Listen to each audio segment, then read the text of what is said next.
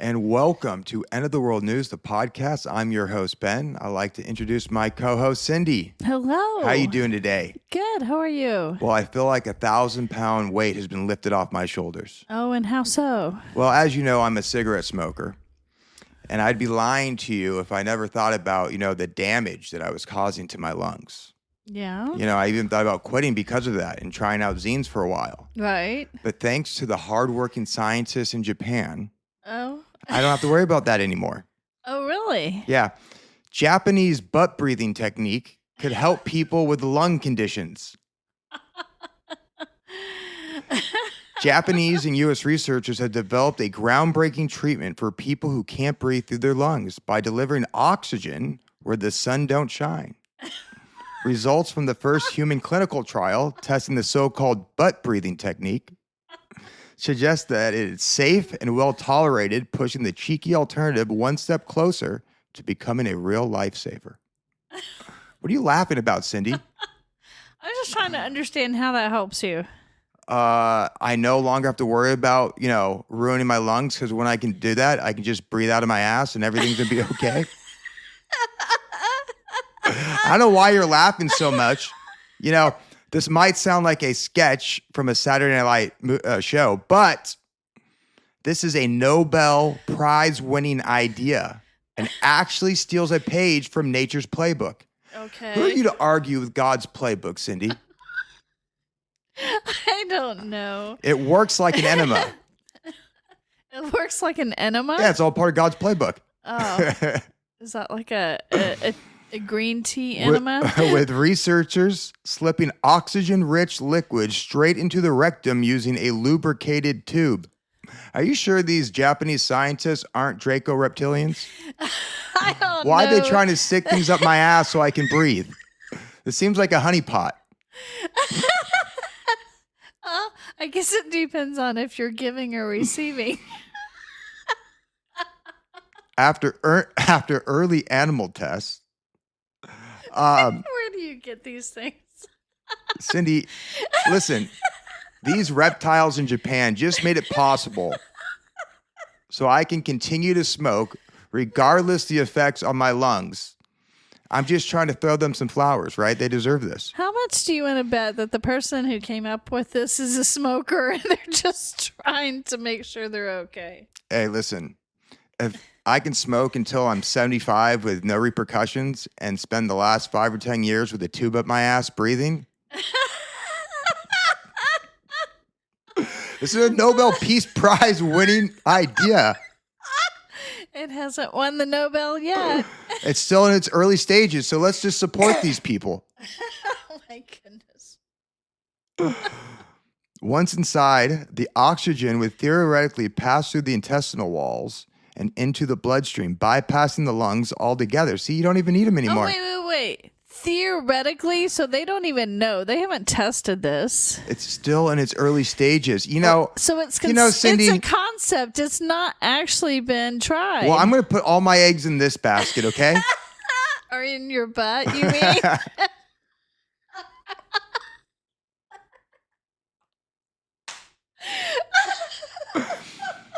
After early animal tests showed the treatment could stave off respiratory failure. This is one of God's plans, Cindy, for us to breathe out of our ass. They really want to turn us into butt-breathing robots. Oh, my gosh. Talk about a smelly-ass room. I don't know if I could have anyone live with me if I was breathing out of my ass the whole time.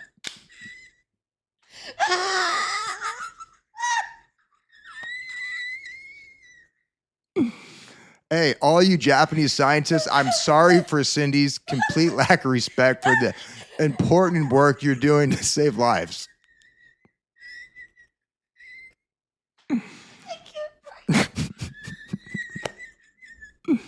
After early animal tests showed the treatment could save off respiratory failure without major complications, scientists took the plunge up their asses and moved on to human trials in Japan.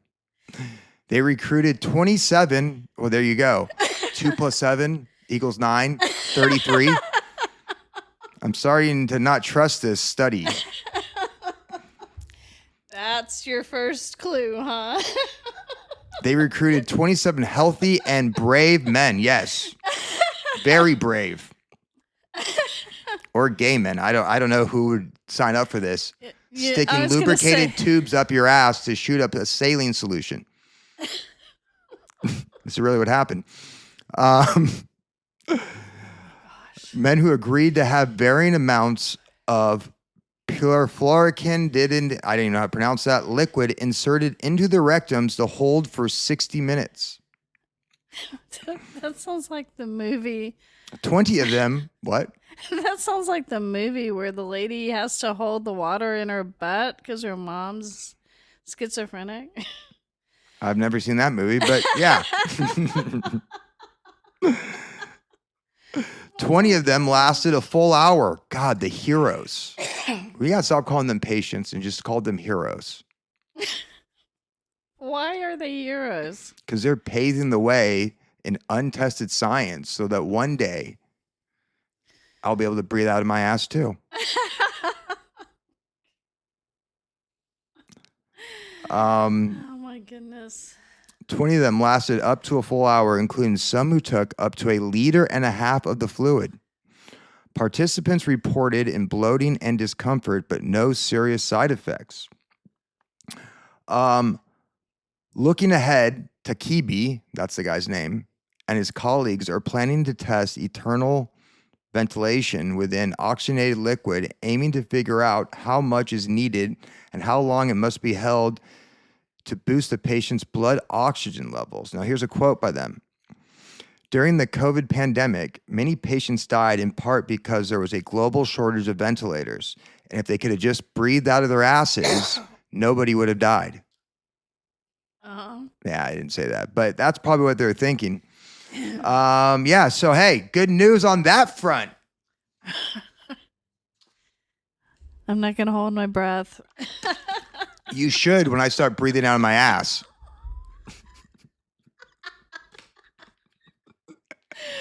Oh, God, help us all.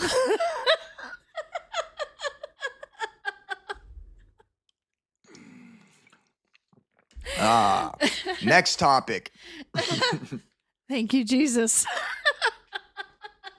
Speaking of Yeshua and God, I want to give you some credit on an amazing Bible study that you gave to our group last week.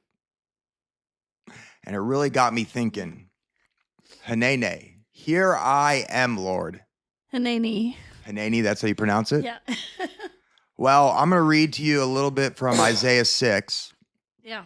Before his great commission, right? Oh, yeah. What God commissioned him to do. And it's crazy when you read into what the Hebrew word definitions are or the Greek word definitions are. They give them such it's a fuller definition with so much more richness to it. Our English translations tend to be very Right? vanilla. And I'm telling you, I've been thinking about this, here I am, Lord, for the past week. So thank you for giving this Bible study. So Isaiah 6, it's called Isaiah's Vision of the Lord. In the year that King Uzziah died, and I saw the Lord sitting upon a throne, high and lifted up, and the train of his robe filled the temple. Above him stood the seraphim. Each had 6 wings. With 2 he covered his face, and with 2 he covered his feet, and with 2 he flew. And one called to another and said, Holy, holy, holy is the Lord of hosts. The whole earth is full of his glory.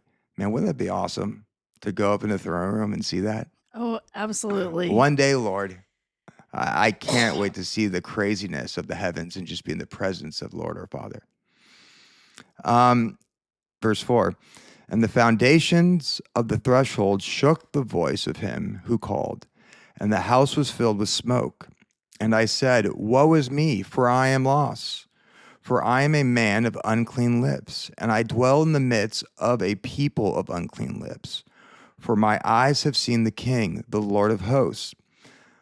Then one of the seraphim flew to me, having in his hand a burning coal that he had taken with tongs from the altar. And he touched my mouth and said, Behold, this has touched your lips. Your guilt is taken away, and your sin is atoned for. And I heard a voice of the Lord saying, whom shall I send? And who will go for us? Then I said, here I am, send me. And he said, go and say to this people. Now, Hineni is the Hebrew word for here I am, or the Hebrew translation phrase for here I am. And the actual phrase means this. It's not just being in the presence of the Lord or saying I'm here like it's a roll call. Right. There's so much more to it. Yes. And this is what it is. It conveys a profound sense of total presence, readiness, and surrender, far beyond just being physically present. When God called out biblical figures like Abraham, Moses, their response was Hineni, and signaled their willingness to listen and obey without conditions. I think it's amazing. It's also, biblically, historically, it was a term that was used, especially in the Old Testament, between a parent and a child. And it went either way, but either way meant I love you and I accept you. And even a lot of times they would say Hineni before they even knew what they were being asked to do. And so it's this complete acceptance and surrender that whatever you want, I will do for you. And how many of us do that? Like myself included, as someone who thinks I'm walking with the Lord every single day, living in spirit. How many of us put preconditions on our relationship with God? Absolutely. And what he calls us to do? And it's an ongoing fight. I'll do anything you want, God, if you'll just do this. Right? Yeah. And, I love it too. And here he is Hineni, Lord, here I am, is what Isaiah said. And Right. Isaiah had no clue what he was really getting into, except the Lord commanded him and needed him, right? Absolutely. I mean, even to the point where God sent Isaiah to go prophesize for 3 years, butt naked. Isaiah 20. Absolutely. I mean, who would do that if God called them to do that? I know. And it's kind of shocking because that's not something that they tell you in your normal Bible study classes or church. They don't tell you that he ran around naked for 3 years in the streets prophesying, and you just kind of think, wow. I remember back in the day when people were scared of being called to go across the world to minister, and people would say, well, I don't want to have to shave my head and hand out tracts or something. Okay, this is far worse than that. To have to go stand out naked on a street corner and tell everybody that they need to repent. Hey, I would have been like, amen, brother. High five. No hug. If we're on a hug, like my mother used to say, arm's distance.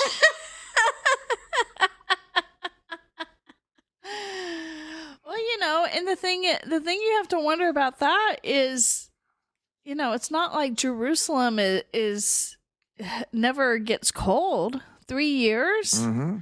That's a long time. And the reason I like that so much is because I think a time is coming, regardless of where you think in the eschatological timeline, it's going to get wild. And God has commissioned us to be his representatives here on earth. Absolutely. And we need to have that same Hineni, or Hineni, whatever it's called, that these prophets had, right? We need to answer that call with faithfulness and anything that God requires us to do, as long as we have our hearts open. So I just love that lesson.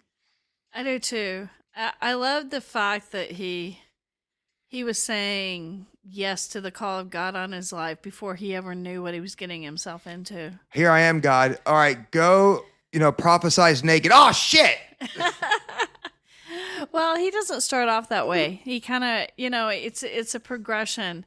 But what I love about that is, it's not just God torturing Isaiah. It's not just he was doing that as a symbol of Israel's nakedness, and their shame. And so it's there for a reason. He it's just like later on when you have Which prophet is it that has the prostitute for a wife? He goes and he marries a prostitute. Hosea?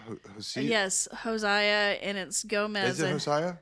I think so. Yeah, and I think that's the right one. But he's doing that. That whole story is absolutely both horrific and beautiful from the standpoint he purposefully marries a prostitute. She ends up being unfaithful to him and leaving him after he's treated her with just amazing love and respect and everything else. She actually leaves him. She ends up on the street again selling herself, and then she ends up eventually inside of to an auction house to be auctioned off to the highest bidder as a sex slave. And he finds her. He's been going around looking for her all this time. He finally finds her at this auction, and he buys her back. And all of this is meant to be what God has done for us. It's symbolic of what God is going to do for us. It's also symbolic of what God thinks of us. We're all a bunch of whores. Well, I think it means that we have been whores. Yeah. We have not been faithful to our Heavenly Father. We have not been faithful to the one who loves us. And it's really what I like here. And I think that, when you listen to people's near-death experiences, and maybe at times in the Bible where you're up in the throne room and you see the greatness of God and you just see how you're unworthy, right? Yes. Compared to that greatness. I mean, what does he here say? Woe is me, for I am lost, for I'm a man. Wait, where do you say that? Of unclean lips. Of unclean lips. I dwell in the midst of people with unclean lips, for my eyes have seen the King. Yes. Right? And we all dwell in a land of unclean lips. We ourselves has unclean lips, right? And he talks about that. Yeah. I'm just, of course, for me, the best part of the story is that the angel that does not look like the cherub that they put on the Valentine's Day cards. Yeah, sorry, Catholic Church. There's no angels shooting heart arrows at you. But instead, you've got this creature, this entity with 6 wings. 2 of the wings are covering this entity's eyes. 2 of the wings are covering its feet, so it has feet. But it's flying. It's using 2 of the wings to fly. This thing flies to the fire on the altar in this room, and it picks up the fire with tongs. It can't even hold the fire because it's too hot for it. Picks up the fire with these tongs and takes it over to Isaiah and puts this fire on his lips, this coal of fire. And it purifies it. And it purifies his lips. But you have to think Isaiah probably would have been like, wait, what are you doing, man? Yeah. And, I talked about it. I don't know if you can make this connection, but, the Holy Spirit in the Acts, right, is kind of shown as fire. Yeah, the tongues of fire. I wonder if that fire on the stone was a representation of God's Spirit cleansing his lips. Yes. Well, especially when you consider his ministry was to go out and proclaim God's word to the people of repentance, turn back to God. Well, hey, I think we should end this segment with Lord Hineni, right? I believe that's correct, yes. Here we are, Lord. Your humble servants. All right, some good news. Good news segment. Yes. Dick Cheney's funeral date and location set. Yeah, he's dead. Oh. Another one bites the dust. I mean, he was a reptile. Yeah. He was like the reptilian of the reptilians, Yeah. Running the Bush death cult. Yeah. The former politician and businessman died at 84 on November 3rd while surrounded by family. His relatives reported Cheney died of complications of pneumonia. Pneumonia. Pneumonia. Why do they put a P there? It's silent. I should know that. I just never know how to pronounce that. It's of silent. Pneumonia and cardiac and vascular disease, his family said.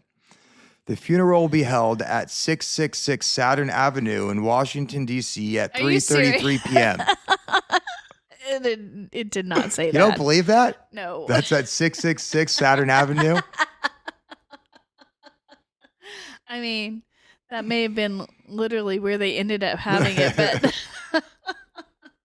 Well, you don't think it's at 3:33 p.m.? I'm thinking it'd be more like 3:30 p.m. Cheney survived 5 heart attacks, multiple surgeries, a heart transplant in his lifetime. He is survived by his wife, Lynn, and 2 daughters, Mary and Liz. Damn. Well, he's kind of a tough dude. That demon inside of him did not want to have to start over with a new host. It didn't. Well, and let's be clear about one thing. Even these people who've been compromised and taken over and come from these Nephilim bloodlines and things like that, God does not rejoice in their demise. I do not believe he does. He may I think there will be rejoicing when the demonic forces and all of these evil entities that are driving everything in the background are taken care of at the end. But as far as anybody who has any human DNA at all, and that's I think it breaks his heart. It absolutely breaks his heart. You know, he wants us all to return home. He doesn't want any of us spending eternity, breathing out of our asses in hell. I don't think you'll be able to breathe there. All right. Some more good news. Trump calls Nancy Pelosi evil woman after she announces retirement. Woo! Yay. Man, I bet her husband's 401k is going to take a real beating. His portfolio is just going to go downhill. I doubt that. She still has plenty of connections. God, he's just the best stockbroker ever, don't you know? He's better than Warren Buffett. Yeah, well. I still think it's funny when his boyfriend showed up with a hammer and he was like butt naked trying to get in and the cops came. Well, who do you think he gets his tips from? Well, those tips are going to be drying up now that he doesn't have an inside, connection to the stock market. All right. This is what he said. I'm glad she's retiring, Trump said, as he took reporters' questions in the Oval Office during a news conference on reducing the cost of weight loss drugs for Americans. This is what he said. I think she did the country a great service by retiring, Trump continued. I think she was a tremendous liability for the country. I thought she was an evil woman who did a poor job, who's cost the country a lot in damages and in reputation. I thought she was terrible. Well, a broken clock is right twice a day. But then she let him have it too. This is what she said. More recently, she called Trump a vile creature. She's right too. In a CNN interview. And I quote, the worst thing on the face of the earth. But anyway, Pelosi said, when asked to explain why she described him that way, Pelosi said, does not honor the Constitution. So good news, right? But you know what? They're just going to replace them with more puppets, with more reptilians. Well, it's not till 2027 either. That's why I was like, still got some time here. Oh, she's still here? Yeah, that wasn't like she quit. She's finishing her current term. Oh, well. Which doesn't end till 2027. So good. That means I can go still follow her husband's stock picks and make quite a good amount of money. There you go. All right. Here's one. We always talk crap about Republicans, right? Because they're the ones in charge. But as you know, I think both parties are equally stupid. Yes. I don't think one's better than the other. Two wings of the same bird. Yep. They all serve these fallen gods and Satan ultimately. Yes. They're all propaganda. But, New York is winning. Mondani wins New York City mayoral race, an historic victory for progressives. Now, this is the Mondani that has 7 different accents. Have you seen that video? That sounds like CIA. right? It sounds like Kamala Harris. You know, they played 7 different videos and literally are interviews, and each one he has a different accent. And That's you can't trust hilarious. anybody That's hilarious. who's putting on that type of show. So Zohran Mamdani will be the next mayor of New York City, becoming the first Muslim and person of South Asian descent, as well as the youngest in over a century to hold the position. This is a quote: "The future is in our hands. God save us. God save us." I added the God save us part. Mamdani declared to a roaring applause Tuesday night at a victory celebration in Brooklyn. "My friends, tonight we have toppled a political dynasty." The 34-year-old Uganda-born democratic socialist, so he was born in Uganda. Yeah. I mean, I'm no country first. I don't support any country, but I do think that these politicians, Yeah. should be born here. I really don't have a care in the world. What do I care? I'm telling you, he's probably CIA. He's Oh, probably 100% he's CIA. probably some CIA. He went to those, what's it called, the wealthy schools. Yeah. His parents were both academics. One was a movie director in India. Oh, there you go. Yeah. Many of the young Mamdani supporters who gathered in Brooklyn said they had been moved by his optimisms and promises that he would improve their lives. "I voted with my parents. It's a tradition of ours," said Diana Darwish, 32, who described herself as a Syrian American in Brooklyn. "My mom was crying the entire way to the voting station," Darwish added. "It was very emotional for all of us to see a candidate on the ballot who represents us." So what does he represent? Well, there's some crazy things that he said, Here we go. right? Mamdani insists he will close Rikers Island by 2027, even though the replacement jails in the boroughs are behind schedule. What could go wrong? And Rikers Island isn't like Club Fed or anything like that. Rikers Island is like the worst of the worst in New York. Yeah. And this jackass is talking about just letting them go. Oh, why wouldn't you? Right? This is what he thinks about the New York Police Department. Now, I'm not a fan. I don't know. Some are good, some are bad. But what this guy said is just ridiculous. He goes, and I quote, "They're racist, anti-queer, and a major threat to public safety." How are they racist or anti-queer? That's so much bullshit. Especially in New York. If you look at I remember I was researching this one time, just percentage-wise about like minorities and things like that within the New York Police Department, it's so much higher than all these other areas because it is a diverse city. Interesting. They actually do a good job about that. Maybe not in like the 70s or 80s or whatever, right. but now it's an extremely multicultural police force. Ooh, this is a good one. City-run grocery stores with controlled prices. These stores wouldn't have to pay property tax or rent since they'd be in city-owned buildings. Nothing like the government taking over the means of production, right?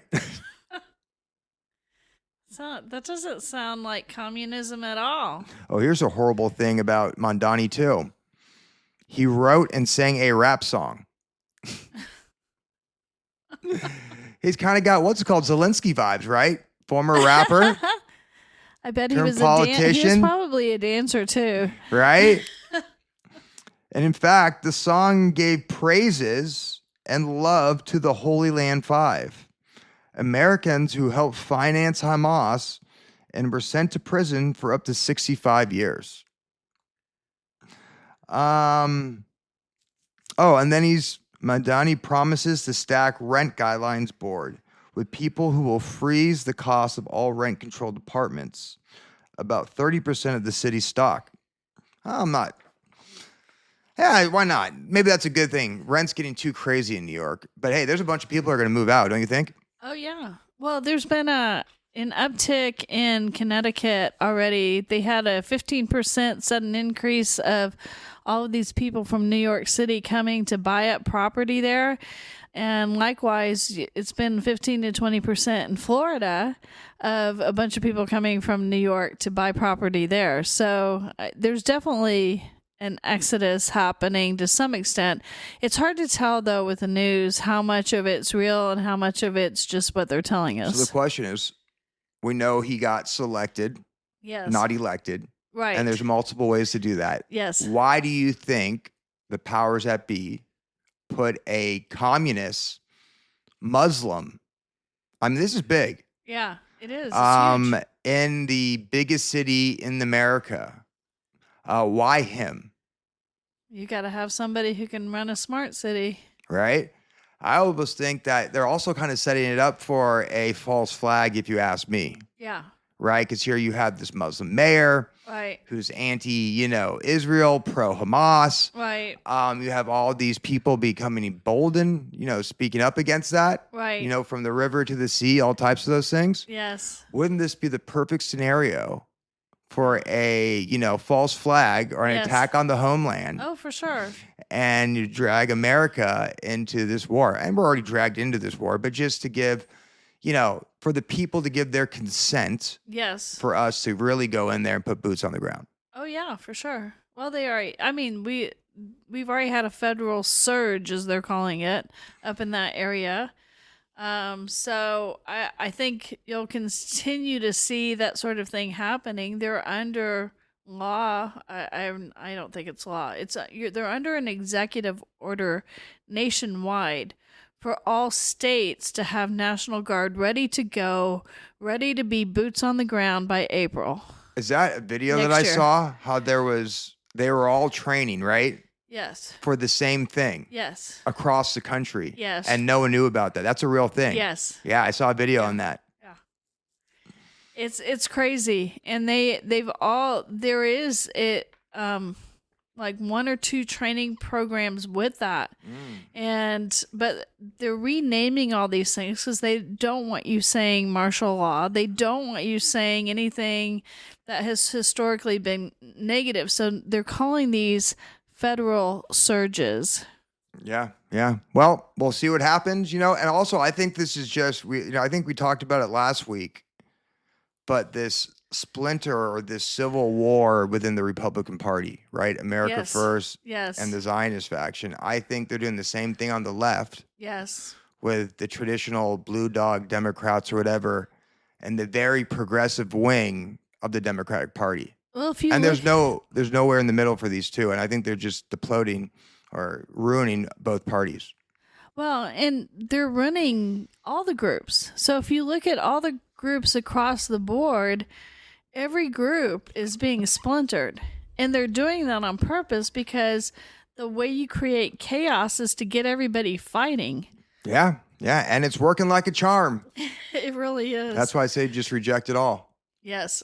I mean, seriously, and it's so fake, and the people who talk about it are so fake, or they just don't understand what's going on. I mean, it's almost like a complete waste of time.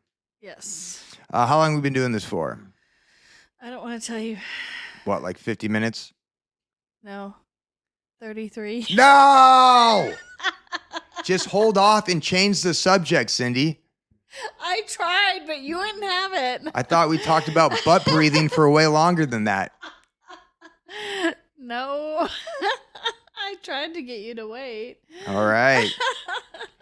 Oh, man, the clown show moves on. Now, I want everybody listening to this, before I read this out loud, remember every single influencer who deceived you into voting for Donald Trump because RFK Jr. was Maha. Yes. Because RFK Jr. wanted to make America healthy again. And because you can trust RFK Jr., you can trust Trump. I mean, that was a real thing. It was amazing what the Trump coalition did and how they put puppets within each one of these movements and brought them all within the Trump coalition. And the Maha movement. And to bring in all the factions. That's what I'm saying, to bring in all the factions. And you were deceived. Guys like Ian Carroll. Yes. who literally had a podcast called Club Maha, Yes. where he signed up with, he hosted that with Justin Trudeau's bastard brother. That's just so wild. Like, I don't know how I had a meteoric rise, or that my first podcast is with Justin Trudeau's bastard brother.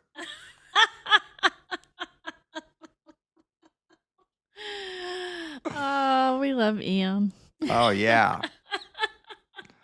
But here we go. Remember, make America healthy again. Yeah. And that's so funny when you look at.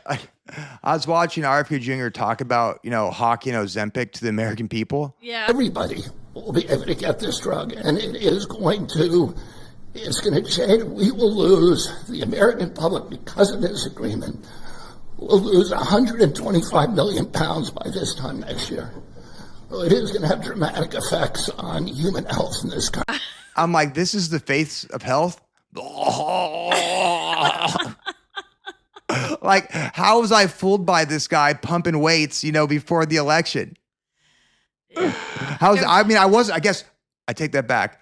I wasn't fooled by him. Yeah. I never was fooled by him. In fact, so many people were talking crap to me because I was pointing out the obvious.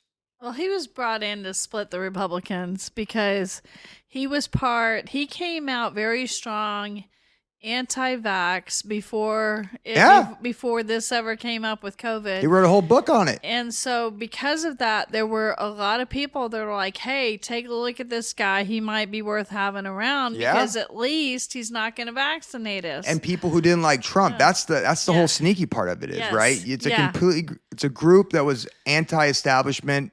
Right. But more on the health side of it. Yes. And anti-Trump for the most part. Yes. And he brought the entire, except for a few that woke up to him backstabbing the entire party. Right. By being the anti-vax guy who then joined the godfather of the vaccines campaign. Yes. I mean, the irony in that. Yes. I don't know if irony is even the right word, but it's just a clown world. So here we go. Kennedy, a longtime pharma critic, embraces Trump deal to expand and access obesity drugs. Health Secretary Robert F. Kennedy was uncharacteristically chummy with pharma executives at the White House on Thursday as he cheered Trump administration's plan for lowering obesity medication prices. Kennedy has railed against drug makers in the past, and his lifestyle-focused Make America Healthy Again movement has opposed Medicare coverage for GLP-1 weight loss drugs. And that's the funny thing is, he's been on the record of talking crap about Ozempic. Yeah. Before this. Right. And now he's becoming a shoe salesman for him? Well, of course he is.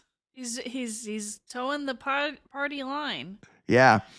But he struck a different tone in commenting on the president's deal to expand access to the most popular drugs made by Eli Lilly and Novo Nordisk, including for Medicare and Medicaid patients, calling it momentous accomplishment.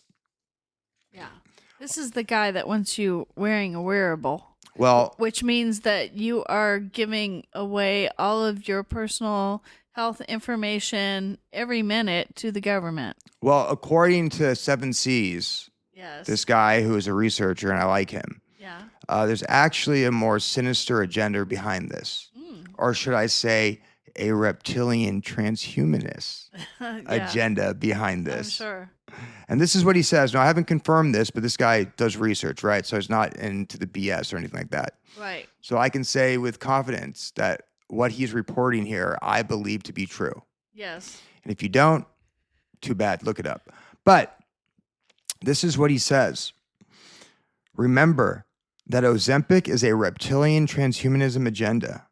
Semaglutides are a chemical structure that was discovered and derived from a hormone found in the Gila monster's venom.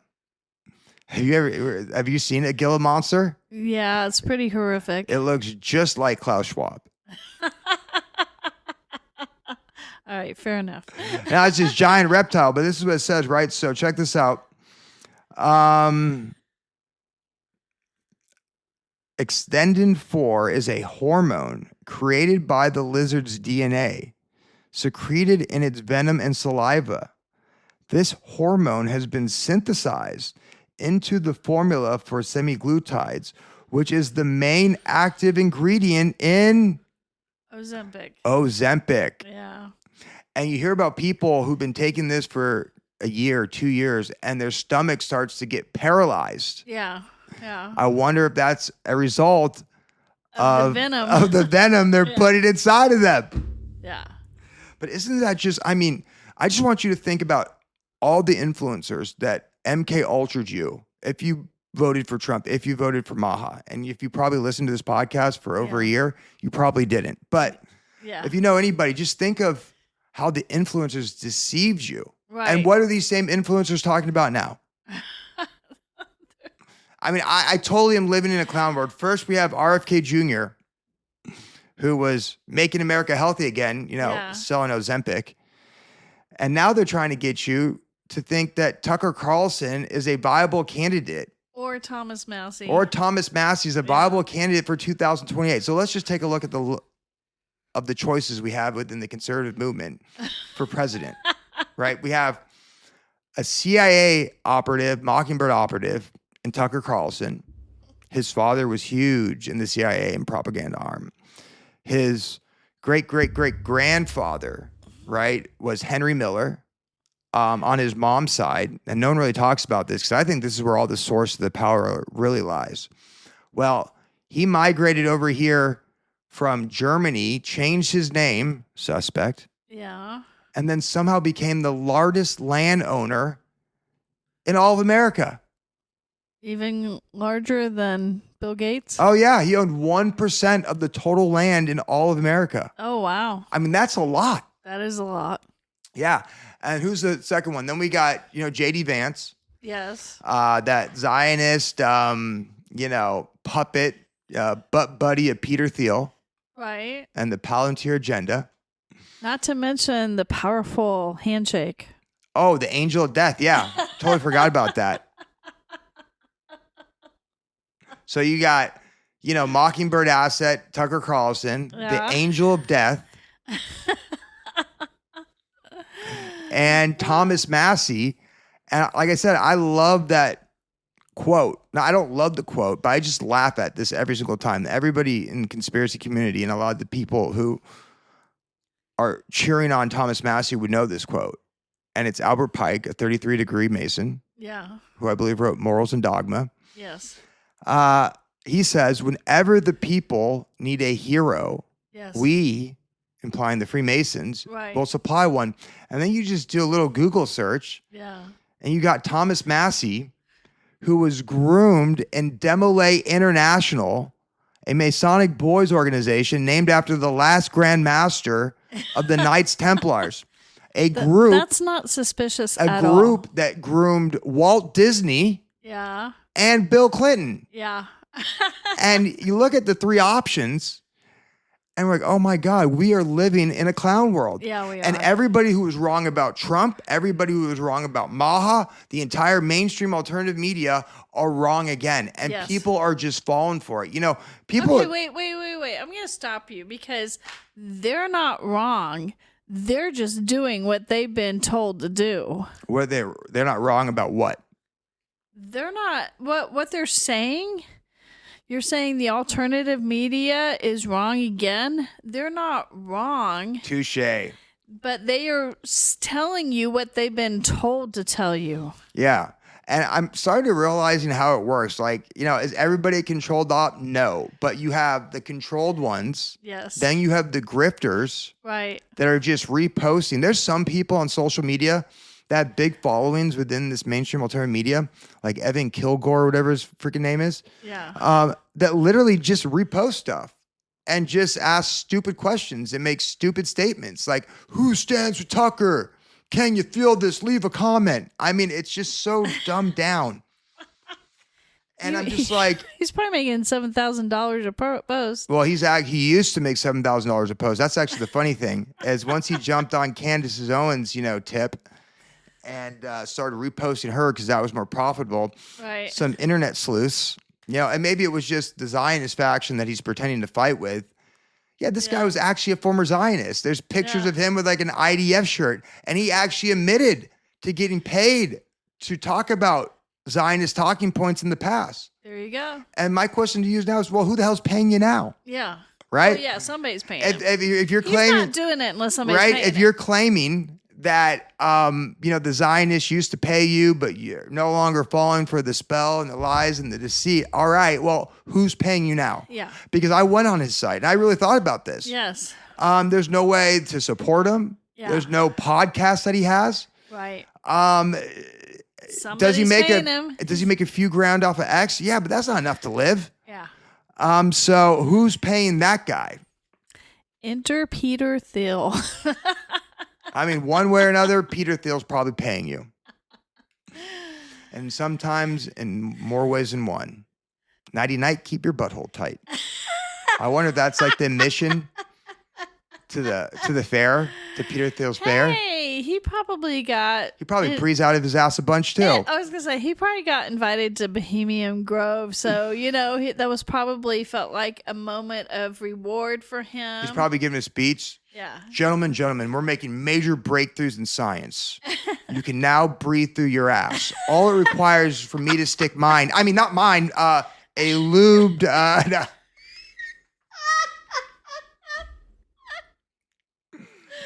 Oh my goodness. That's what they do. You just can't make this stuff They have up. to pay that toll with Peter Thiel.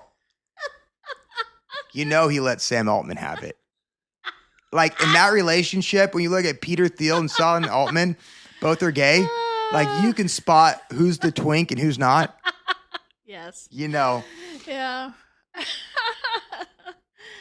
Oh dear. All right. Here we go. I guess, you can massage certain words, but they still come out to mean, you'll own nothing and like it. Oh yeah. Here we go.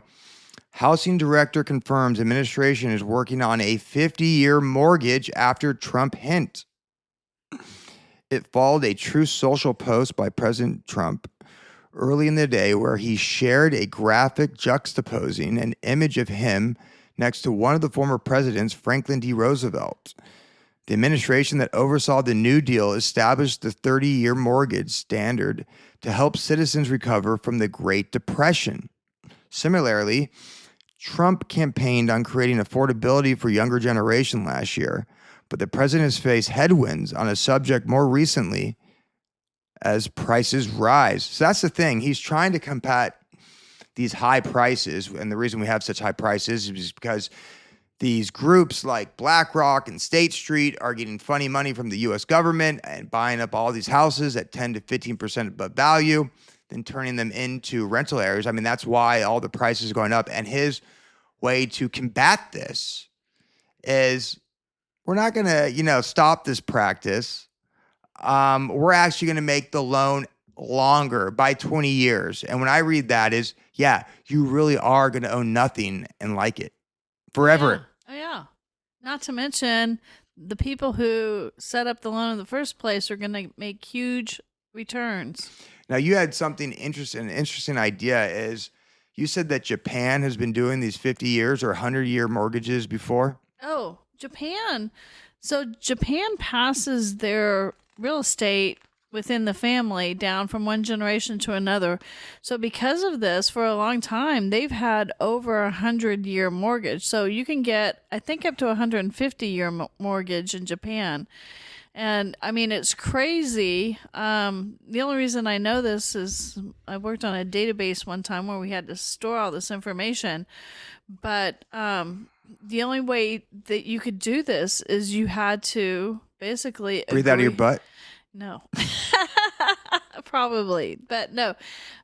More importantly, you had to produce children. So part of this, even before you had kids, part of this was producing children so that it would be passed on to the children because somebody's got to assume that loan because you're not living 150 years. Yeah, so it keeps your children there, right? And Yeah. also the bank gets more money when you die. They own more of the house. Oh, absolutely. So not only are they getting more money in interest because you Yes. have more payments over the years, Yes. but by the time you die, guess what? You Yeah. own less of the house. Yes. Which means the bank gets more of the house Right. when you die. Yes. Man. I mean, it's crazy. It's pretty crazy. No one can afford houses. No one can afford anything. I understand why the public has become so disillusioned with our future. Yes, for sure. especially the younger generation. Like, oh, how could these kids, like Nick Fuentes? Well, thank you, boomers. Well, I mean, it is really tone deaf how many people do not realize the cost of a basic place to live now, as well as, and that's just not. And people say, "Oh, that's California." It's not just California. Dude, I was going to say that. So, and this is interesting as I'm driving around, and that's what LA is known for. California is known for is these high prices. Yeah. And that's why a lot of people leave, right? And they go to other parts of the country. But they used to be able to go to other cities. Yes. And it was cheaper. But you go to any other place now. I picked someone up from Phoenix, Arizona. Yes. And they were reading me the rents for a 2-bedroom apartment. It's outrageous. It's outrageous there in Phoenix, Arizona. Yeah. And it's like that all over the place when I start meeting these people. So they are really, waging war against us. I think they're just trying to break our spirit. I don't know. Oh yeah, I agree with that. I mean, there's a lot, and I think part of it is they've been really smart in their playbook, and that they've done it gradually in all these other cities, and so people don't realize that they are at the same price level in most cases as California. If you're in a big city somewhere, Dallas, Houston, Austin, Phoenix, Kansas City, all of these cities. Oh, they're close to LA prices. They're all close to LA prices, especially downtown. And it's absolutely crazy to me because it is true. You read about these poor, I shouldn't say poor, these young people that are just trying to make their way in life, and everybody's giving them a hard time, and they're slamming Gen Z, they're slamming millennials, and it's like, no, they truly cannot afford to get these places. Yes, I'll tell you one thing. The only people, and I know, listen, I went to SC. I come from a relatively nice background. I mean, I'm not super rich or anything. I'm poor, but I grew up with, I was around super rich people, right? Yeah. And as I was watching my friends get married and who was buying houses, who wasn't buying houses, the only people between the ages of like 22 and 30, for the most part, who were buying houses in Los Angeles or Southern California, they were all getting help from their rich parents. Of course. Right, who were putting down the down payment, or they were covering a certain amount of the costs. I mean, I never saw anybody really buy a house without help from someone's parent. Okay, I got a secret for you that most Gen Xers and Boomers will not reveal. They can breathe out of their butts. That's probably possible, but that's not where I was going with that. No, the ugly secret is that most of the people I know that were buying houses back in the 80s and 90s, it's because their parents signed off on it. Yeah. And they put down the down payment for them. So this has been going on for quite a while. It's just they wanted to make a big deal out of it and try to act like that. They try to put out this message out there that everybody has been able to take care of themselves for a long time. The reality is that happened somewhere. That was probably true back before like 1970s. When they had a horse and buggy and you just, Yeah. But, when you were going out there to claim your piece of land that you're stealing from the Indians, then yeah. But, this has been going on a really long time. It's just the narrative is always, these lazy young people. It's just. Well, the young people are weak, I have to say. I know you have a soft spot in your heart for them, but I don't think it's that they're not strong. I think that they have different strengths than the previous generations. Every generation has its own set of strengths. Just because another generation's strength is different than yours does not mean that they're bad. It doesn't mean that they don't have anything to offer. They absolutely do. All right. I'm an old fuddy-duddy. I get it. Well, maybe they can learn how to breathe out of their butts. I just think that is so funny. Come on, Grandpa, get on board. All right. How much time do we have left? Let's see. We got about 5 minutes. All right. Well, this is a little bit longer Pick one. All right. No need for health care because Trump's $2,000 tariff dividend announcement. Who is eligible and will when Americans receive their checks? Woo! No food stamps? Who cares? You're going to get a $2,000 dividend. We're still waiting on the Doge checks. Oh, that never came? No. God, I'm an idiot. I was so pumped. I was blaring Kid Rock. As soon as I heard that news, I was like, oh, we get $2,000. I put some Kid Rock on. I was just feeling it. Well, what's happening is he's giving it away to Israel and Argentina and these other places without, it's just like candy when we give it away to other people, but only when the administration wants to give it away. Yeah, it is so, I think they want some type of violent revolution.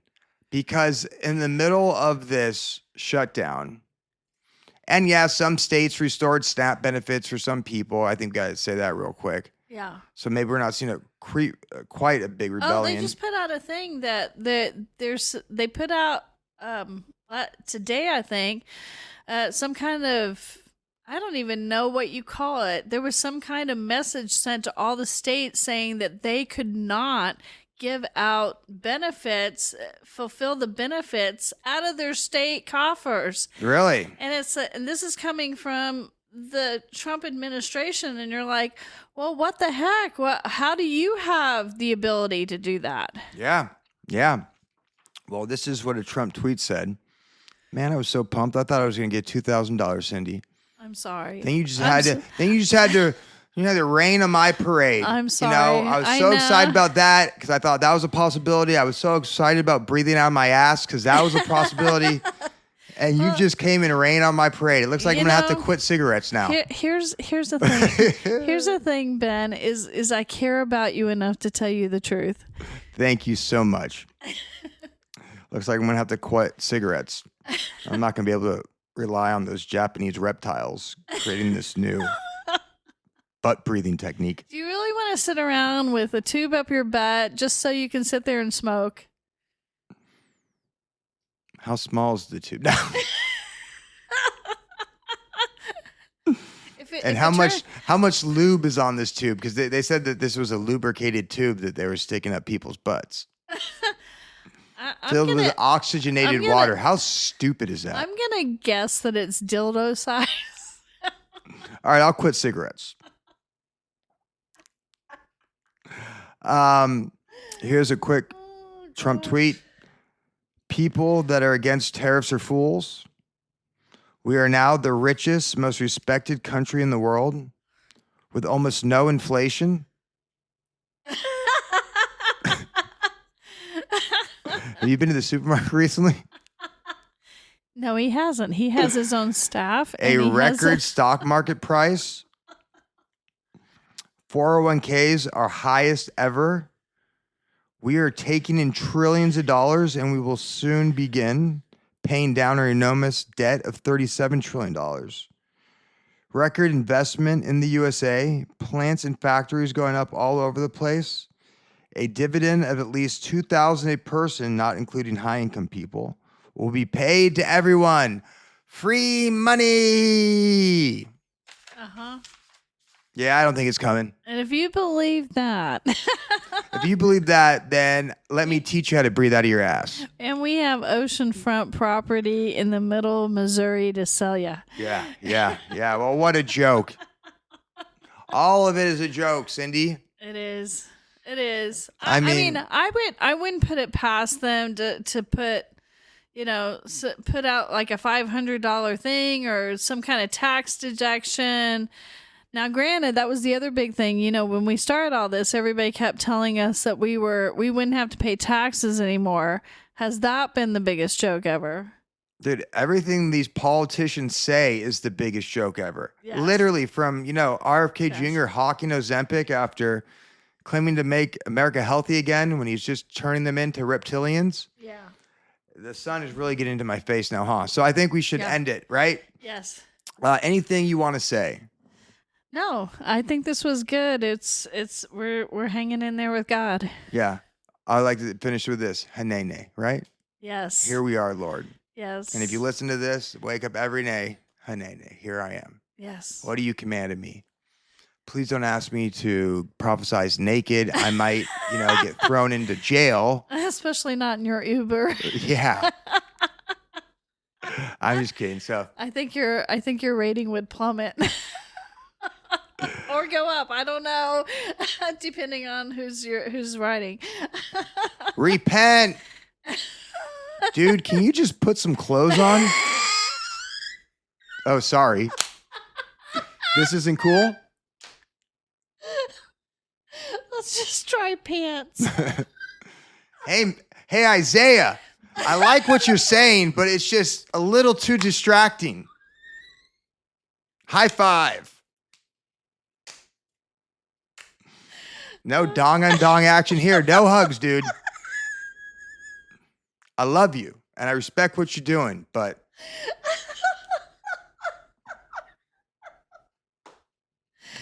All right. all right, God bless and have a good day.